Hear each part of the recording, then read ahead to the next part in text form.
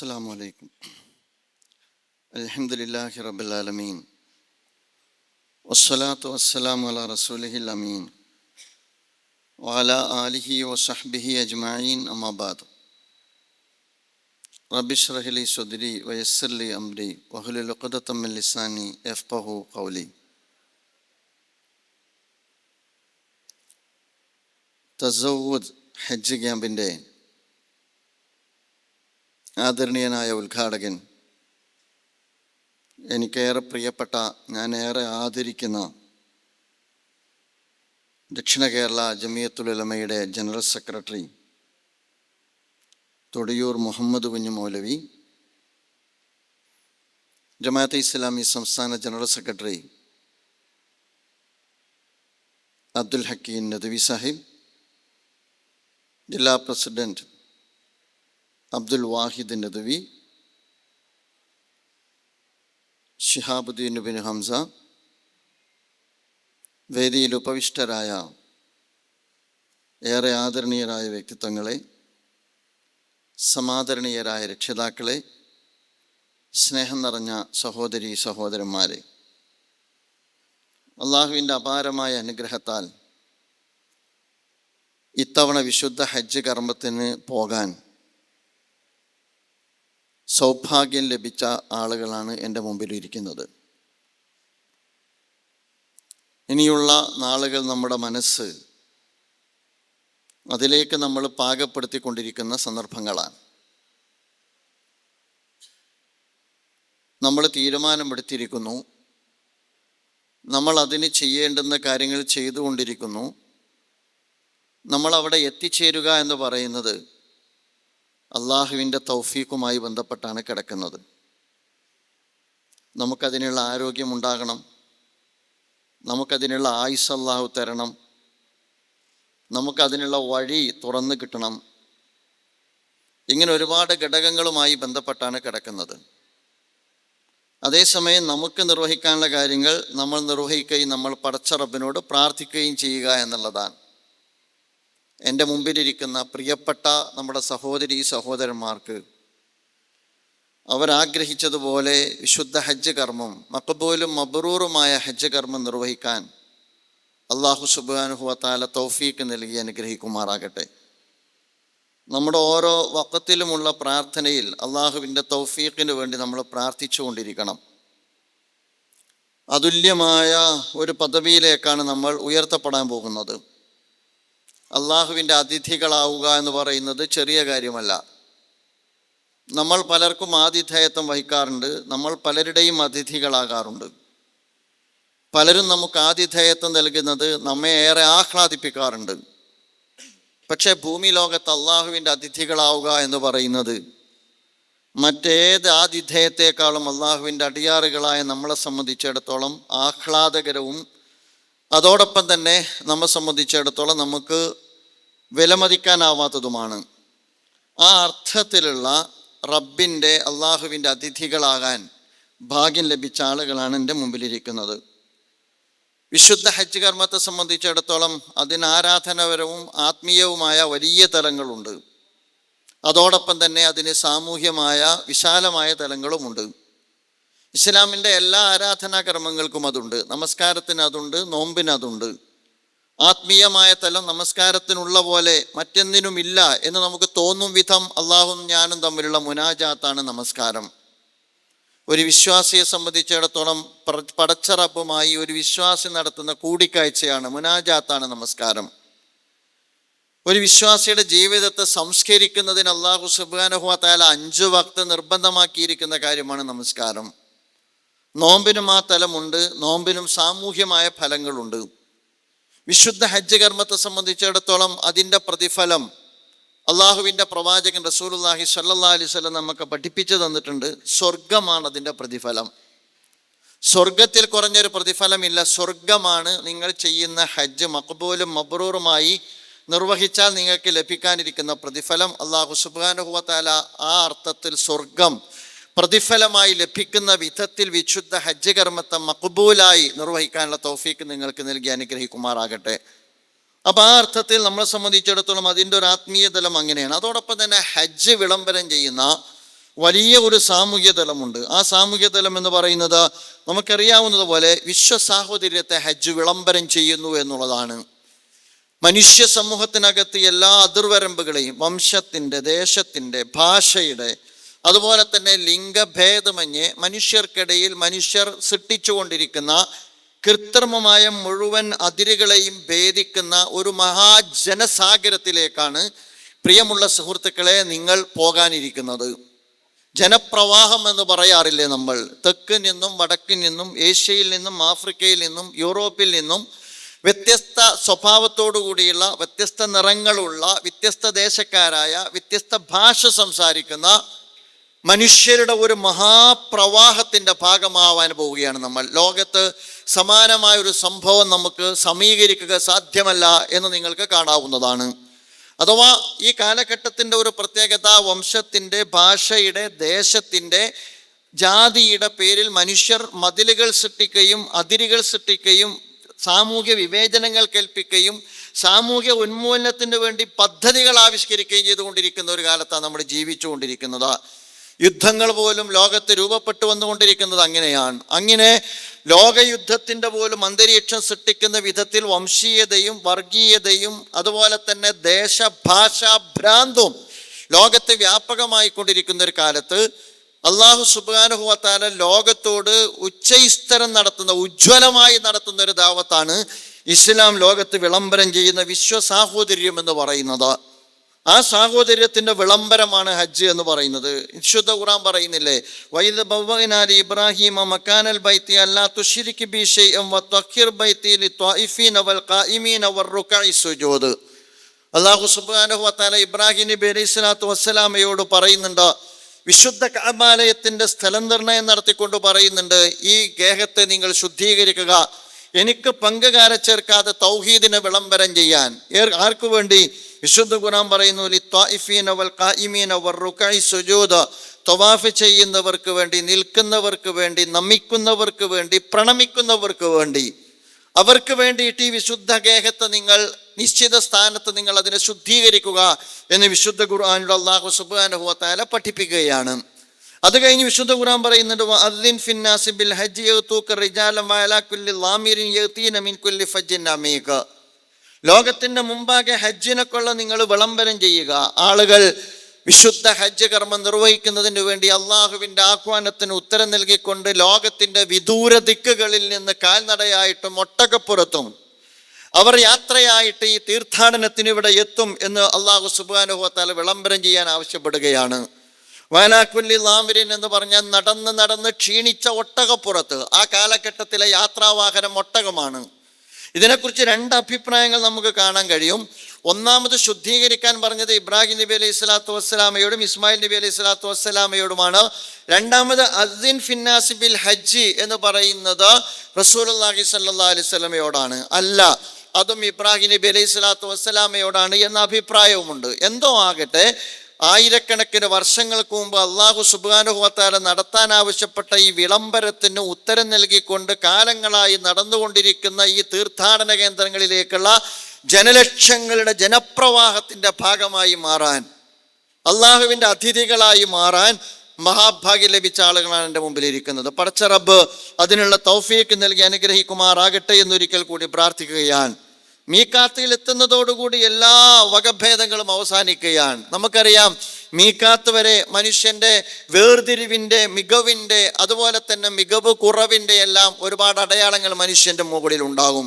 വേഷം കൊണ്ട്, ഭാഷ കൊണ്ട്, അതുപോലെ തന്നെ സമ്പത്ത് കൊണ്ട്, സമ്പത്തില്ലായ്മ കൊണ്ട്, മുതലാളിയുണ്ട്, തൊഴിലാളിയുണ്ട്, രാജാവുണ്ട്, പ്രജയുണ്ട്, എല്ലാവരും ഉണ്ട്. പക്ഷേ മീക്കാത്തിൽ എല്ലാ കുടിയടയാളങ്ങളും മനുഷ്യൻ ഉപേക്ഷിക്കുകയാണ്. മീക്കാത്തിലെത്തുന്നതോടുകൂടി ഗർവിൻ്റെ, അഹങ്കാരത്തിൻ്റെ, അഹംഭാവത്തിൻ്റെ, മറ്റു മനുഷ്യരിൽ നിന്ന് എനിക്ക് വേർതിരിവുണ്ട് എന്ന അഹംബോധത്തിൻ്റെ എല്ലാ കൊടിയടയാളങ്ങളും മീക്കാത്തിൽ ഉപേക്ഷിച്ച ഒരു മുടുമുണ്ടും ഒരു മേൽമുണ്ടും ധരിച്ചുകൊണ്ടൊരു വിശ്വാസി ഒരൊറ്റ മന്ത്രത്തോടു കൂടി വിശുദ്ധ ഹജ്ജിലേക്ക് പ്രവേശിക്കുകയാണ്. ലബ്ബൈക് അല്ലാഹുമ്മ ലബ്ബൈക്, ലബ്ബൈക ലാ ശരീക ലക ലബ്ബൈക്, ഇന്നൽ ഹംദ വന്നിഅമത ലക വൽ മുൽക്ക് ലാ ശരീക ലക്. ആ അർത്ഥത്തിൽ എല്ലാവരും ഒരേ മന്ത്രമാണ്. ലബ്ബൈക് അല്ലാഹുമ്മ ലബ്ബൈക്, നാഥ നിന്റെ വിളിക്ക് ഞങ്ങൾ ഉത്തരം നൽകിയിരിക്കുന്നു, നിനക്ക് പങ്കുകാരില്ല. ലബ്ബൈക ലാ ശരീക ലക ലബ്ബൈക്, ഇന്നൽ ഹംദ വന്നിഅമത ലക വൽ മുൽക്ക് എന്ന തൽബിയത്തോടു കൂടിയുള്ള ഒരു ജനപ്രവാഹമാണ് നമുക്ക് വിശുദ്ധ മന്ദിരത്തിന്റെ പരിസരത്ത് കാണാൻ കഴിയുക. മീഖാത്തിലേക്ക് വന്ന് ഇഹ്റാമിലേക്ക് പ്രവേശിച്ചു കഴിഞ്ഞാൽ കഅബാലയത്തിന്റെ പരിസരത്ത്, വിശുദ്ധ മന്ദിരത്തിന്റെ പരിസരത്ത് ലോകത്തിന്റെ വിവിധ കോണുകളിൽ നിന്ന് വ്യത്യസ്ത ഭാഷ സംസാരിക്കുന്ന മനുഷ്യപ്രവാഹത്തിനകത്ത് ഉരുവിട്ടുകൊണ്ടിരിക്കുന്ന മന്ത്രം, അന്ന് ആ തെരുവിന്റെ താളം ഈ തെൽബിയത്തിന്റെ താളമാണ്, ഈ തെൽബിയത്തിന്റെ താളമാണ്. അതുകൊണ്ടാണ് മഹാനായ പ്രവാചകൻ റസൂലുള്ളാഹി സ്വല്ലല്ലാഹി അലൈഹി വസല്ലം പറഞ്ഞത് ജാഅനി ജിബ്രീൽ, എൻ്റെ അടുത്ത് ജിബ്രീൽ വന്നിട്ട് പറഞ്ഞു, യാ മുഹമ്മദ് മുർ അസ്ഹാബക ഫൽയർഫഉ അസ്വാതഹും, അവരോട് ഉച്ചത്തിൽ ചെല്ലാൻ പറയണം, ബിത്തൽബിയ, തൽബിയത്ത് ഉച്ചത്തിൽ ചെല്ലാൻ അവരോട് പറയണം. ഫഇന്നഹാ മിൻ ശആയിരിൽ ഹജ്ജ്, അതാണ് ഹജ്ജിന്റെ കൊടിയടയാളം എന്ന് പറയുന്നത്.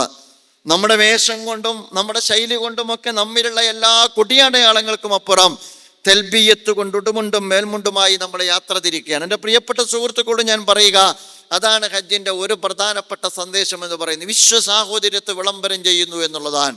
മനുഷ്യൻ ആദമിന്റെ മക്കളാണ് എന്ന ആശയത്തെ ഉദ്ഘോഷിക്കുകയും ആവിഷ്കരിക്കുകയും ചെയ്യുന്നു എന്നുള്ളതാണ്. രണ്ടാമത്തെ ഏറ്റവും വലിയ പ്രത്യേകത, വിശുദ്ധ ഖുർആനും അതുപോലെ തന്നെ ദീനുൽ ഇസ്ലാമും പറയുന്ന നിർഭയത്വമുള്ള നാട് എന്ന ആശയത്തെ വിശുദ്ധ ഹജ്ജ് കർമ്മം വിളംബരം ചെയ്യുന്നുണ്ട്. നിർഭയത്വമുള്ള നാട്.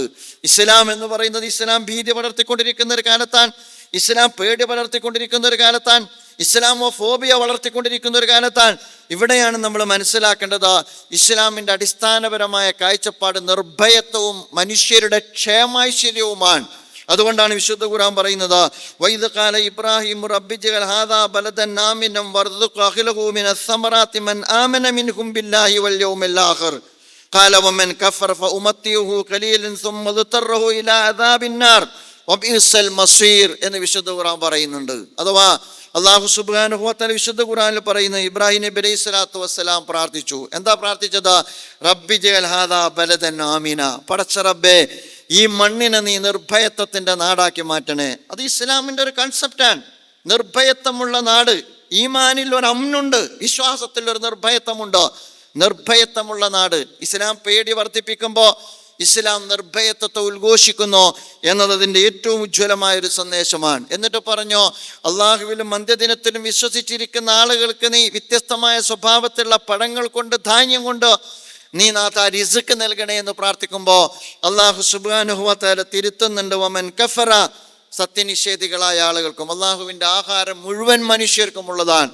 അപ്പൊ ക്ഷേമാശ്വര്യത്തെക്കുറിച്ചുള്ള കോൺസെപ്റ്റിൽ, നിർഭയത്വത്തെക്കുറിച്ചുള്ള കോൺസെപ്റ്റിൽ വിശുദ്ധ ഖുർആൻ മുന്നോട്ട് വെക്കുന്നത് മുഴുവൻ മനുഷ്യർക്കും നിർഭയത്വവും മുഴുവൻ മനുഷ്യർക്കും ക്ഷേമാശ്വര്യവും നൽകുന്ന ഒരു സാമൂഹ്യക്രമം ലോകത്ത് പുലരുക എന്നുള്ളത് ഇസ്ലാമിന്റെ ഒരു കാഴ്ചപ്പാടാണ്.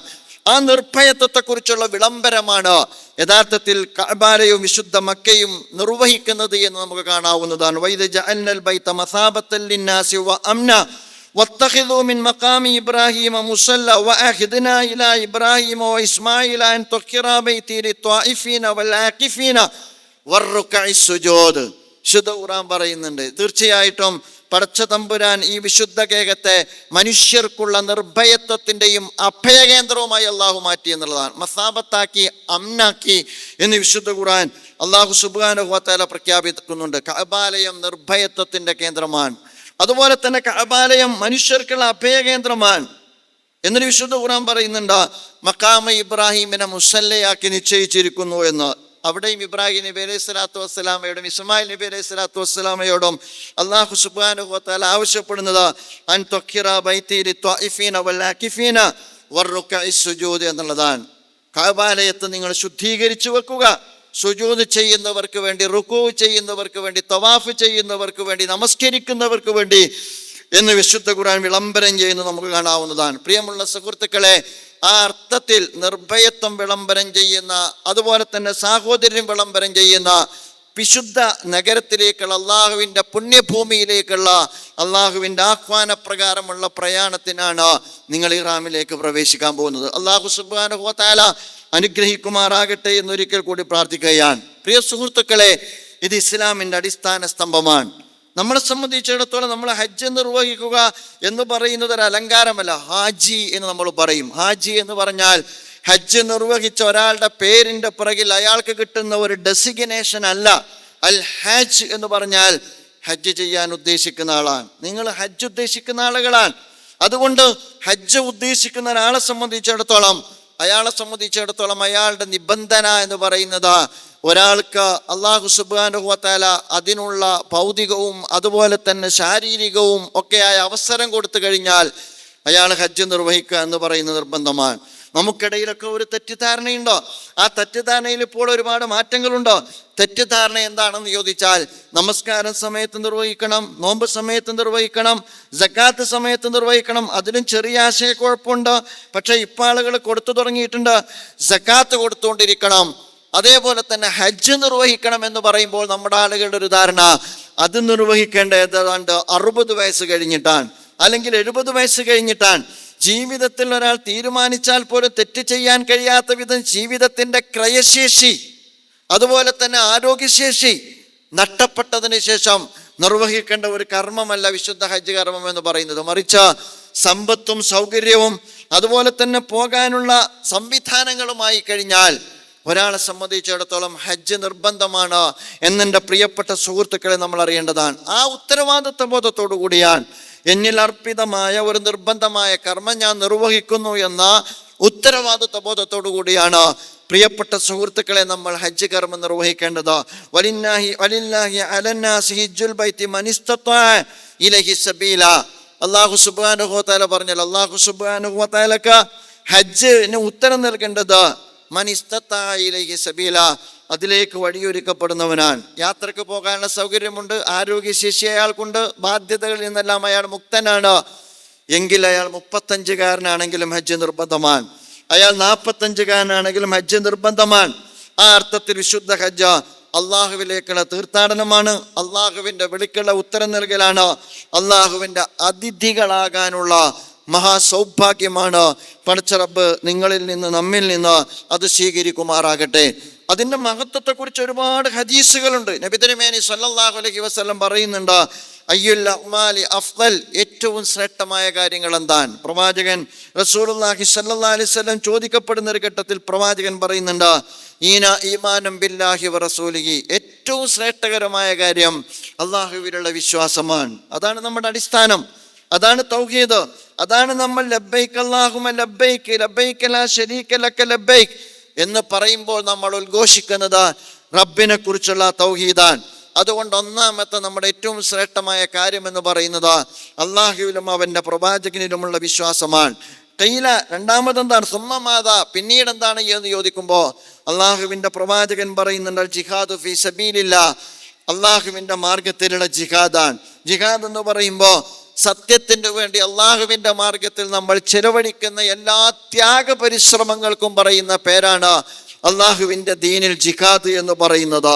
ആ അർത്ഥത്തിൽ ഏറ്റവും പ്രധാനപ്പെട്ട കർമ്മങ്ങളിൽ രണ്ടാമത്തേത് അള്ളാഹുവിൻ്റെ മാർഗത്തിലുള്ള ത്യാഗ പരിശ്രമങ്ങളാണ്.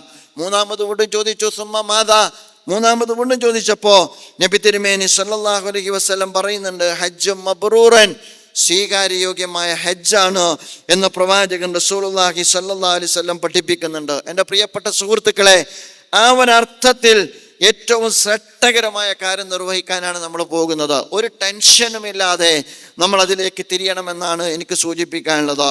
എൻ്റെ മുമ്പിലുള്ള പ്രായമുള്ള ആളുകളുണ്ട്, രോഗമുള്ള ആളുകളുണ്ട്, മുട്ടുകാല് വേദനയുള്ളവരുണ്ട്, ഊരക്ക് വേദനയുള്ളവരുണ്ട്.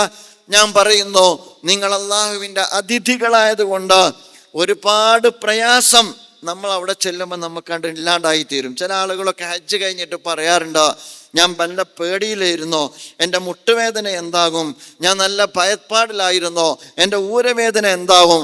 പക്ഷേ അൽഹംദുലില്ലാ, അള്ളാഹുവിൻ്റെ തൗഫീഖ് കൊണ്ട് ഞാൻ അറഫയിൽ നിന്ന് ഞാൻ മുസ്തലിഫയിലേക്കും മിനയിലേക്കും എത്തിയതുപോലും ഞാൻ അറിഞ്ഞില്ല എന്ന് പറയുന്ന ഒരുപാട് മനുഷ്യരെ കണ്ടെത്താൻ കഴിയും. അപ്പോൾ അത്തരത്തിലുള്ള എല്ലാ വസ്വാസം വിടുക. നിങ്ങൾ റബ്ബിൻ്റെ അതിഥികളാണ്. ആ റബ്ബിൻ്റെ അതിഥികൾക്ക് അള്ളാഹു സുബ്ഹാനഹു വ തആല വഴിയൊരുക്കി തരും. എല്ലാം അള്ളാഹുവിൽ ബരമേൽപ്പിച്ച് നമ്മളെ സംബന്ധിച്ചിടത്തോളം നമ്മൾ ഇറങ്ങിപ്പുറപ്പെടുക എന്നുള്ളത് വളരെ പ്രധാനപ്പെട്ട കാര്യമാണ്. മൂന്നാമത് ഞാൻ സൂചിപ്പിക്കാൻ ആഗ്രഹിക്കുന്ന ഒരു കാര്യം, ഹജ്ജ് നമ്മൾ നിർവഹിക്കുമ്പോൾ അതിൻ്റെ ആത്മാവോടുകൂടി നിർവഹിക്കുവാൻ നമുക്ക് സാധിക്കേണ്ടതാണ്. അത് ഇസ്ലാമിൻ്റെ എല്ലാ ആരാധനാക്രമങ്ങളും അങ്ങനെയാണ്.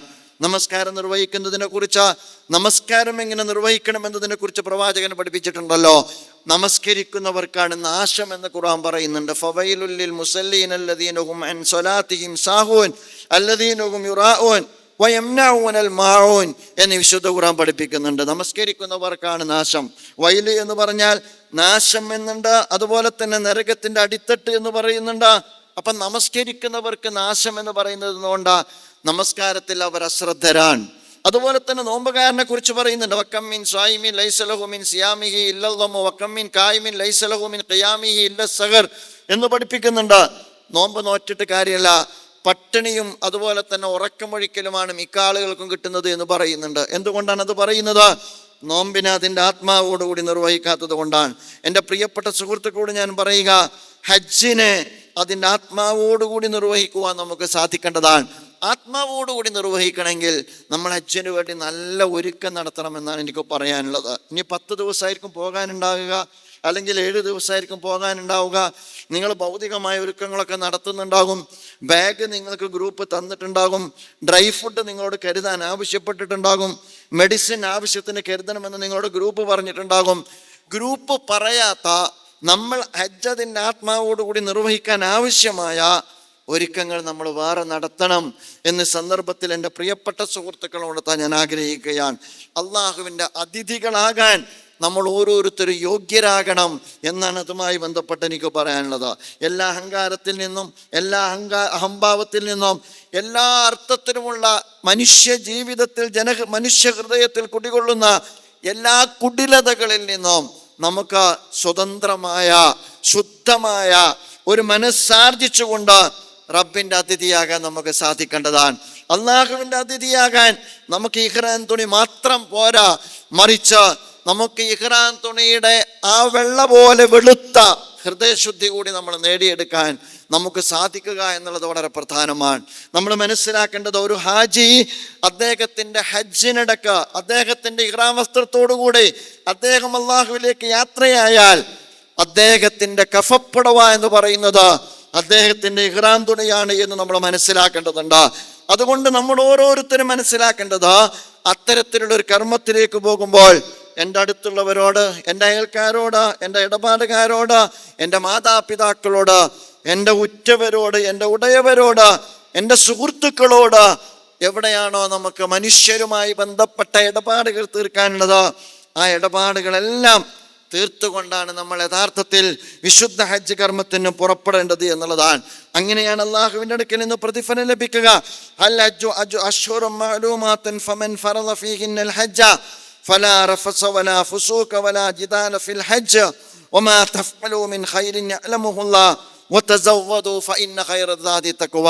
അല്ലാഹു സുബ്ഹാനഹു വ തആല പറയുന്നുണ്ടല്ലോ, പരസ്പരം ലൈംഗിക വീഴ്ചയിൽ ഏർപ്പെടാതെ, ആളുകളോട് വാക്കുതർക്കത്തിൽ ഏർപ്പെടാതെ, കുറ്റകൃത്യങ്ങൾ ചെയ്യാതെ ആര് ഹജ്ജ് ചെയ്യുന്നുവോ അതാണ് ഈ ശരിയായ പ്രതിഫലാർഹമായ ഹജ്ജ് എന്ന് പറയുന്നത്. എന്നിട്ട് ഖുർആൻ പറയുന്നുണ്ട്, ഫതസവ്വദോ, നിങ്ങൾ പാഥേയം ഒരുക്കുക, ഫഇന്ന ഖൈറസ്സാദി തഖ്വ, ഏറ്റവും ഖൈറായ പാഥേയം എന്ന് പറയുന്നത് തഖ്വയാണ്. നിങ്ങൾ ബാഗിൽ പിടിക്കുന്ന 25 കിലോ അല്ലെങ്കിൽ നിങ്ങൾ ബാഗിൽ പിടിക്കുന്ന 15 കിലോ അല്ല ഏറ്റവും വലിയ പാഥേയം. നിങ്ങളുടെ ഹൃദയത്തിൽ അള്ളിപ്പിടിച്ചിരിക്കുന്ന, നിങ്ങളുടെ മനസ്സിൽ കുടികൊണ്ടിരിക്കുന്ന എല്ലാ തിന്മകളിൽ നിന്നും നിങ്ങളുടെ മനസ്സിനെ ശുദ്ധമാക്കലാണ്, മനസ്സ് തഖ്വ കൊണ്ട് സമ്പന്നമാക്കലാണ് ഏറ്റവും വലിയ പാഥേയം എന്ന് നിങ്ങൾ മനസ്സിലാക്കേണ്ടതാണ്. ആത്മപരിശോധന നടക്കണം. നമ്മുടെ സ്വത്തിൽ ഹറാമ് കലർന്നിട്ടുണ്ടോ, നമ്മുടെ പാഥേയത്തിൽ ഹറാമ് കലർന്നിട്ടുണ്ടോ, അതൊക്കെ നമ്മൾ പരിശോധിക്കണം. ഒറ്റ കാര്യം കൂടി സൂചിപ്പിക്കാൻ ഞാൻ ആഗ്രഹിക്കുകയാണ്. നമ്മൾ സക്കാത്ത് കൊടുത്തിട്ടുണ്ടോ, ആരാൻ്റെ സ്വത്ത് നമ്മുടെ സ്വത്തിൽ കലർന്നിട്ടുണ്ടോ, അതൊക്കെ നമ്മൾ പരിശോധിക്കണം. അങ്ങനെ ആത്മപരിശോധന നടത്തി ഒരു പക്ഷേ നമുക്ക് കിട്ടാൻ പോകുന്ന പ്രതിഫലം എന്താണ്? നമുക്ക് കിട്ടാൻ പോകുന്ന പ്രതിഫലം നിങ്ങൾക്ക് എല്ലാവർക്കും അറിയാം. റസൂലുള്ളാഹി സ്വല്ലല്ലാഹു അലൈഹി വസല്ലം പറയുന്നുണ്ട്, റജഅക യൗമി വലത്തുഹു ഉമ്മുഹു. ഒരു ഉമ്മ പ്രസവിച്ച കുഞ്ഞിൻ്റെ സ്റ്റാറ്റസിലേക്കാണ് നമ്മൾ വരാൻ പോണത്. ഒരു ഉമ്മ പ്രസവിച്ച കുഞ്ഞിൻ്റെ സ്റ്റാറ്റസ് എത്ര വലിയ സ്റ്റാറ്റസാണ്! 70 വയസ്സ് കഴിഞ്ഞ, 60 വയസ്സ് കഴിഞ്ഞ, 80 വയസ്സ് കഴിഞ്ഞ ഒരു മനുഷ്യൻ ഒരു ജീവിത ആയുസ്സിൻ്റെ യാത്രയ്ക്ക് ശേഷം അല്ലാഹു സുബ്ഹാനഹു വ തആല അതിഥിയായി സ്വീകരിച്ച, എന്നിട്ട് അയാൾക്ക് ഒരു നവജാത ശിശുവിൻ്റെ സ്റ്റാറ്റസ് കൊടുക്കുന്നു എന്ന് പറഞ്ഞാൽ അത് വലിയ അംഗീകാരമാണ്. ആ അംഗീകാരം കിട്ടണമെങ്കിൽ അത്രമാത്രം നമ്മൾ അതിനൊരുങ്ങണം എന്നാണ് ഞാൻ പറയുന്നത്. മറ്റൊരിടത്ത് പ്രവാചകൻ റസൂലുള്ളാഹി സ്വല്ലല്ലാഹു അലൈഹി വസല്ലം പറഞ്ഞത് വൽ ഹജ്ജുൽ മബ്റൂറു ലൈസ ലഹു ജസാഉൻ ഇല്ലൽ ജന്ന, സ്വീകാര്യയോഗ്യമായ ഹജ്ജിന് സ്വർഗമല്ലാതെ മറ്റൊരു പ്രതിഫലമില്ല എന്ന്. അപ്പൊ സ്വർഗം കിട്ടുന്ന ഒരു നവജാത ശിശുവിന്റെ സ്റ്റാറ്റസ് ലഭിക്കുന്ന ഈ വിശുദ്ധ ഹജ്ജ് കർമ്മത്തിന് നമ്മൾ എவ்விதം ഒരുങ്ങണമെന്ന് അതിൽ നിന്ന് നിങ്ങൾക്ക് മനസ്സിലാക്കാവുന്നതേ ഉള്ളൂ. ലബ്ബൈക് അല്ലാഹുമ്മ ലബ്ബൈക് ലബ്ബൈക ലാ ശരീക ലക ലബ്ബൈക്, ഞാൻ നിന്റെ വിളിക്ക് ഉത്തരം നൽകിയിരിക്കുന്നു നാഥ എന്ന് പറയുമ്പോൾ അല്ലാഹു സുബ്ഹാനഹു വ തആല പറയും പോലും ലാ ലബ്ബൈക വലാ സൈദൈക സാദുക ഹറാം റാഹിലതുക ഹലാൻ ഹറാം ഹജ്ജുക മഅ്ദൂറുൻ ഗൈറു മഅ്ജൂർ, നിന്റെ വിളിക്ക് ഞാൻ ഉത്തരം നൽകിയെന്ന് പറയുമ്പോൾ നിനക്ക് സ്വീകാര്യതയില്ല, നിന്റെ പാഥേയം ഹറാമാണ്, അതുപോലെ തന്നെ നിന്റെ വാഹനം ഹറാമാണ്, നിന്റെ ഹജ്ജ് തടയപ്പെട്ടതാണ്, അതുപോലെ തന്നെ പ്രതിഫലം നൽകപ്പെടാത്തതാണ്. അത്തരം ദൗർഭാഗ്യവാന്മാരുടെ കൂട്ടത്തിൽ നിന്ന് അല്ലാഹു സുബ്ഹാനഹു വ തആല നമ്മെ കാത്തുരക്ഷിക്കുമാറാകട്ടെ. മറ്റൊരു കൂട്ടരോട് പറയും സാദുക ഹലാൽ റാഹിലതുക ഹലാൽ ഹജ്ജുക മബ്റൂറുൻ ഗൈറു മഅ്ദൂർ, നിന്റെ പാഥേയം ഹലാലാണ്, നിന്റെ വാഹനം ഹലാലാണ്, നിന്റെ ഹജ്ജ് സ്വീകാര്യമാണ് എന്ന്, നിന്റെ ഹജ്ജ് പ്രതിഫലാർഹമാണ്. അത്തരം സൗഭാഗ്യവാന്മാരുടെ കൂട്ടത്തിൽ അല്ലാഹു സുബ്ഹാനഹു വ തആല നമ്മെ എല്ലാവരെയും ഉൾപ്പെടുത്തി അനുഗ്രഹിക്കുമാറാവട്ടെ. പ്രിയ സുഹൃത്തുക്കളെ, ഇത്ര മാത്രമാണ് അധ്യക്ഷ പ്രഭാഷണം എന്നുള്ള അർത്ഥത്തിൽ നിങ്ങളുടെ ശ്രദ്ധയിൽ കൊണ്ടുവരാനുള്ളത്. ഒരുപാട് അതിൻ്റെ കർമ്മങ്ങളെക്കുറിച്ച് ക്ലാരിറ്റി വരുത്തിയിട്ട് നിങ്ങൾ തിരിച്ചു പോകാൻ പാടുള്ളൂ. ഒരൊറ്റ കാര്യം കൂടിയാണ് സൂചിപ്പിക്കാനുള്ളത്.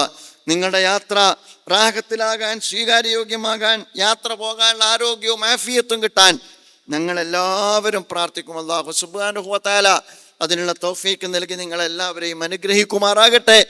നിങ്ങളുടെ പ്രാർത്ഥനയിൽ ഞങ്ങളെയും ഉൾപ്പെടുത്തണം എന്ന് ഈ സന്ദർഭത്തിൽ ആവശ്യപ്പെടുകയാണ്. ഈയുള്ളവനെ ഉൾപ്പെടുത്തണം, ബഹുമാന്യനായ തൊടിയൂർ മുഹമ്മദ് മൗലവിയുണ്ട്, അദ്ദേഹത്തെ ഉൾപ്പെടുത്തണം. ഞങ്ങളുടെ കൂടെ ഒരുപാട് ആളുകളുണ്ട്, നിങ്ങൾ ആ ഭാഗ്യം ലഭിച്ചവരാണ്.